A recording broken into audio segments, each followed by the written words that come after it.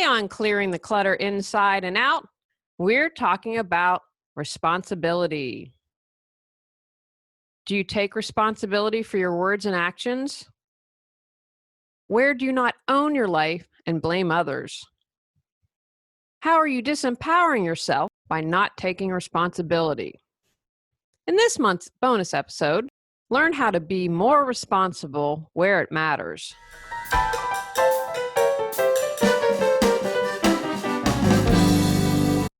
Ready to clear your clutter and share your gifts with the world? Every Tuesday at 1 p.m., join award-winning professional organizer, author, and certified life coach Julie Coraccio on Clearing the Clutter Inside and Out, as she teaches you how to navigate the waters to declutter your life. Julie Coraccio destroys the box and examines clutter in all areas: physical, mental, emotional, spiritual, energetic, relationships, health, finances, and more. Today's episode was inspired by my German heritage. If you listened to the bonus last month, I talked about obligation. The German heritage is right up there with responsibility. It's also something that my parents hammered into my head. You take responsibilities for your actions. And it was also inspired because I'm the one that handles making appointments, scheduling things, and we need to have our gutters cleaned. And I haven't been able to find someone that gets us on a schedule and just comes and get it done. It's kind of crazy. And I have so much to do. It's one of those things I just want to delegate, set it, and forget it. So anyway, I've been looking for a new gutter person. And as my father taught me, I always get 3 quotes. And I want to pay fair price for a good job. I want to pay people what they're worth. But I get people 3 quotes because I want to see, okay, if you're really high or really low, I'm probably going to go with the middle person, or if roughly the same, then I can pick someone based maybe if they were a veteran, for example. Anyhow, I was getting quotes and I responded back to one man and I said, hey, thank you for your time. I just wanted to let you know you're more than double the other quotes. And so he wrote me back and said, well, ask them if they have workers' compensation or insurance or something. And so then that got me thinking, because I thought, well, if I hire you to do a job and you come and fall off my roof, I'm responsible because you didn't do your job properly. I come from a family of attorneys. I'm a huge Law and Order addict. When I retire, I'm going to watch all 20 episodes from the beginning. That's one of my life goals. Anyhow, so these are just things that I find interesting and like to think about. And so I was thinking about that. And I thought, well, is that true? If I have to own responsibility. In almost 9 years, almost 10 years of work, my 10-year anniversary next year, I had broken one thing on the job doing organizing and decluttering. I owned it. I lucked out. Now, this wasn't a hoarding situation, but there was a lot of clutter and I just tripped. Life happens. There was just so much.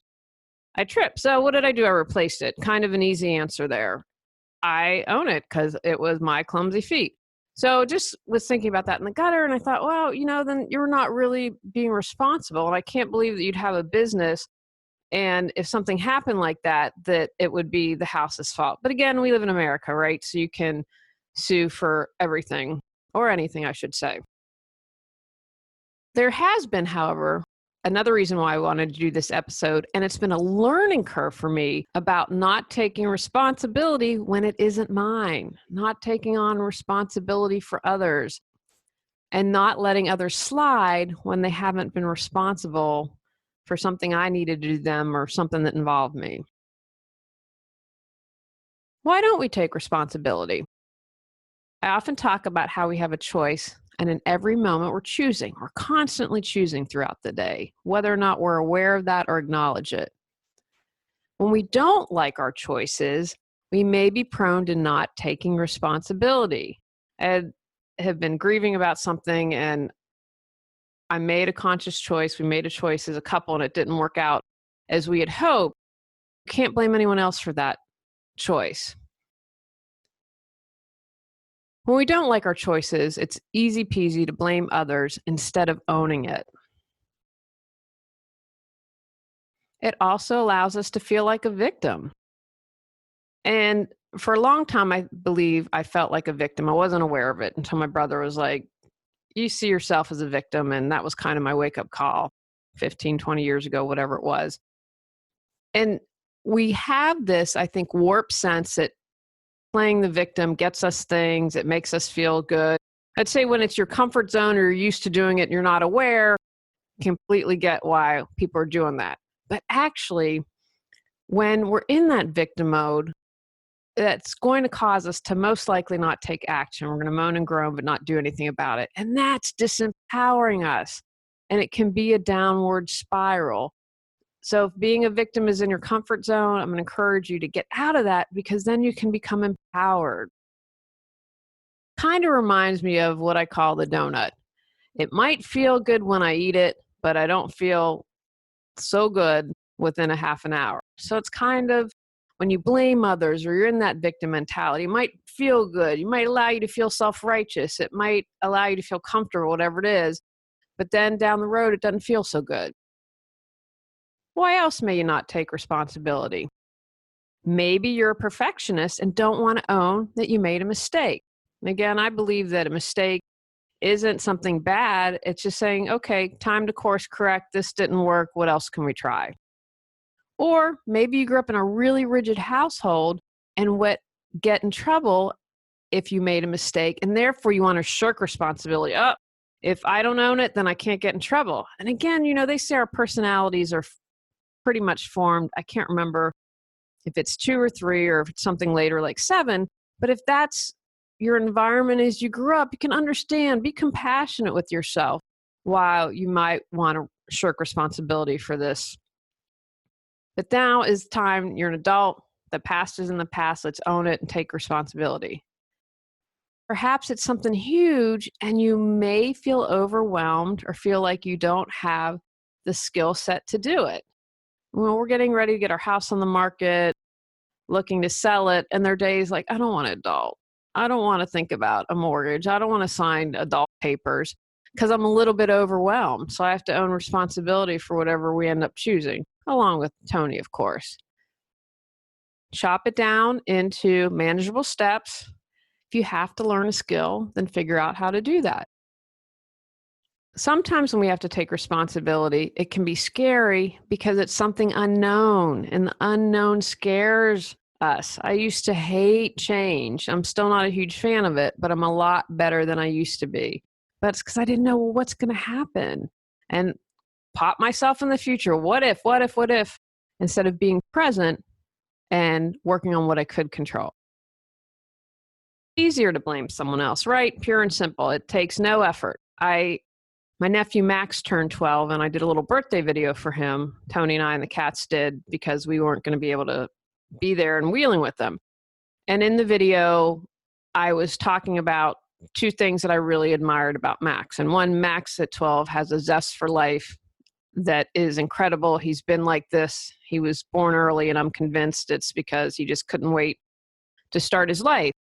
And I've only met one other person who has that zest. And the other thing about Max is at 12, he has an innate kindness and a maturity that blows me out of the water at 12. So anyway, when I was telling him about this and saying how much I admired his kindness, I said, you know what, Max, anyone can be mean. It's easy to be mean. It's harder to be kind. And that's kind of the same principle here. It's easier to blame someone. It's a lot harder to take ownership. When we don't take responsibility, we give our power away. Think about a time in your life when you didn't own something. How did that disempower you? Were there any consequences? I have a friend that struggles financially, and it's always been someone else's fault. His parents not teaching him, college not preparing him, the stock market, whatever. There's always an excuse. He was given an opportunity to buy a property. He had never owned before, and it was someone else's fault for not teaching him, how do you own a property? How do you do that? He didn't buy the property, and then the market went through the roof. It probably cost him at least $250,000. Probably not the best example, and I thought it would be at least an okay one to illustrate, okay, don't take responsibility, because all throughout his life, there were opportunities. Take a class, look for a mentor, read a book, listen to a podcasts. You could do any of those if you haven't purchased a home. There are free seminars for first-time home buyers. So instead of taking action and responsibility, saw himself as a victim and then missed out on potentially $250,000.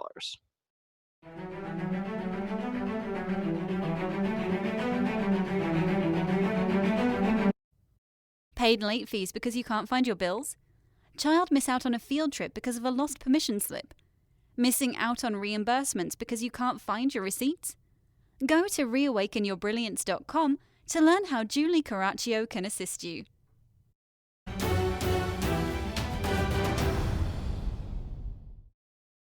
How do we take responsibility? Build your self-esteem.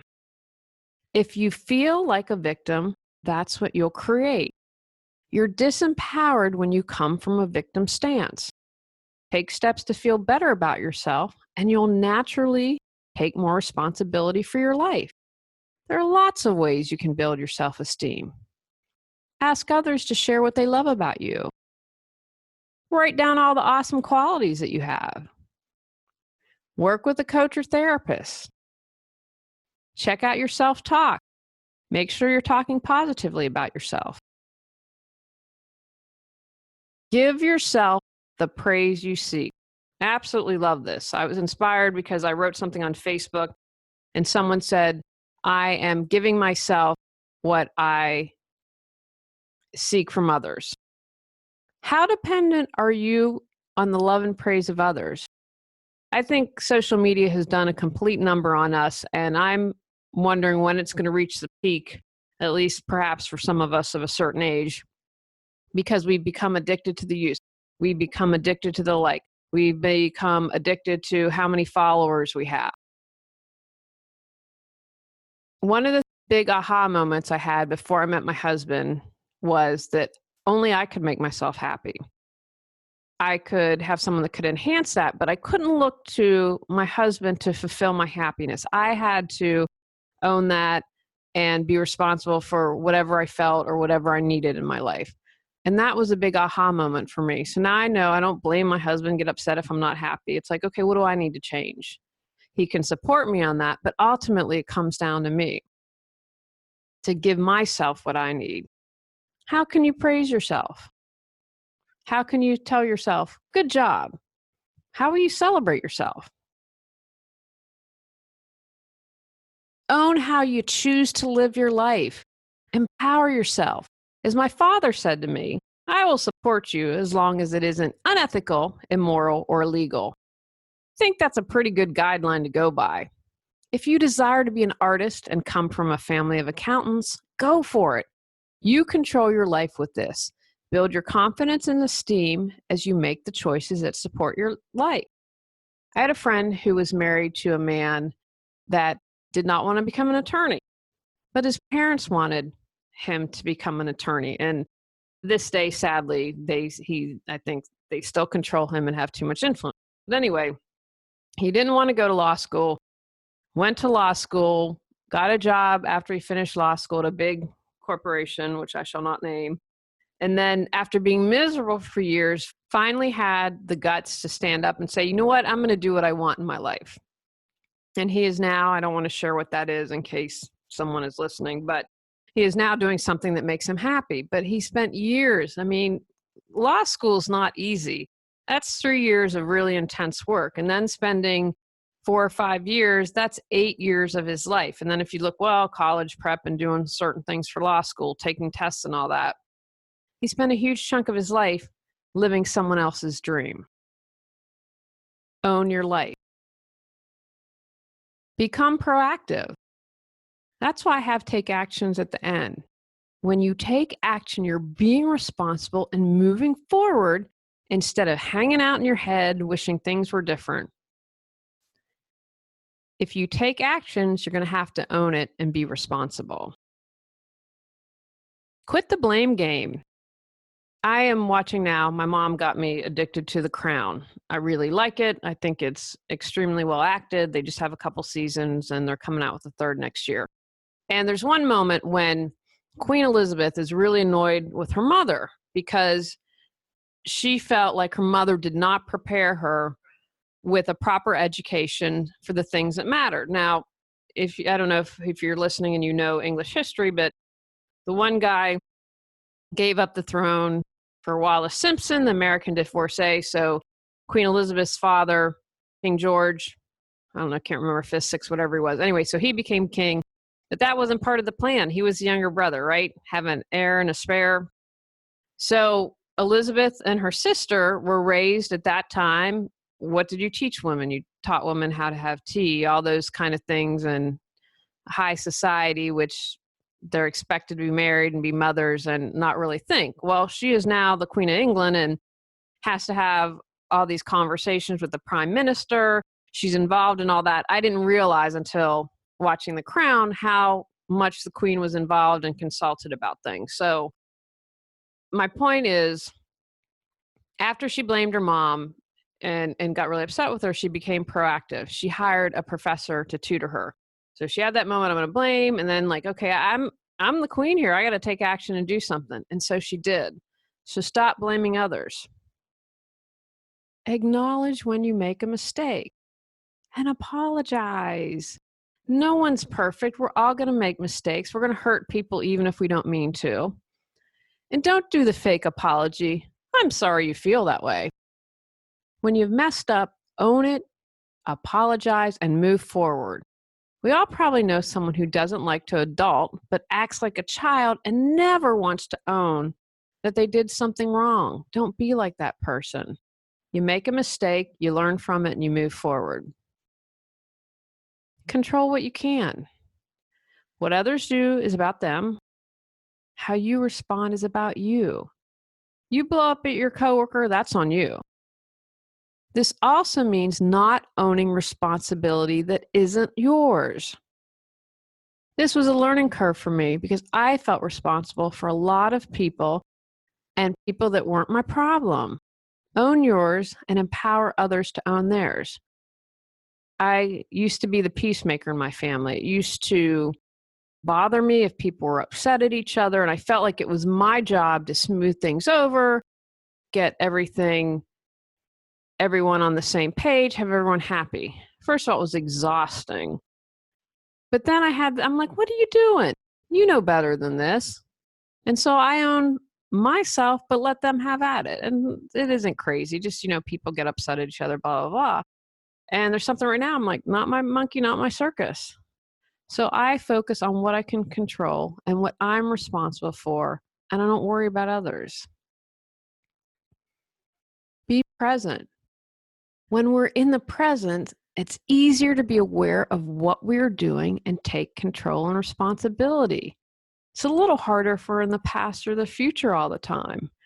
I talked a moment ago about the unknown and not knowing change and how my mind would just automatically go to what if, how, blah, blah, blah, and that crazy hamster spinning.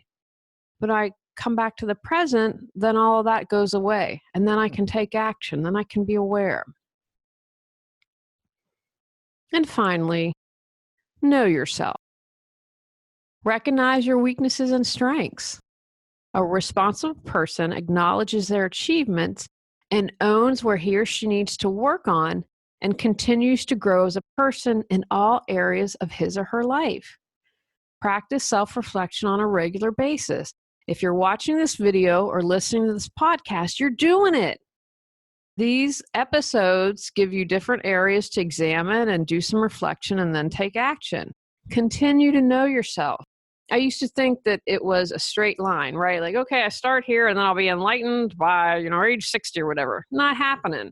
I'm always going to be growing and always, hopefully, continue my path of knowing myself and doing more reflection and clearing as much of my inner clutter as possible. If you need a little more support, check out these episodes. From 2018, number 250 in June, knee-jerk reactions. Also from June, number 247, whose voice is that? The May awareness episode, autopilot. From April, episode 239, the glass is overflowing.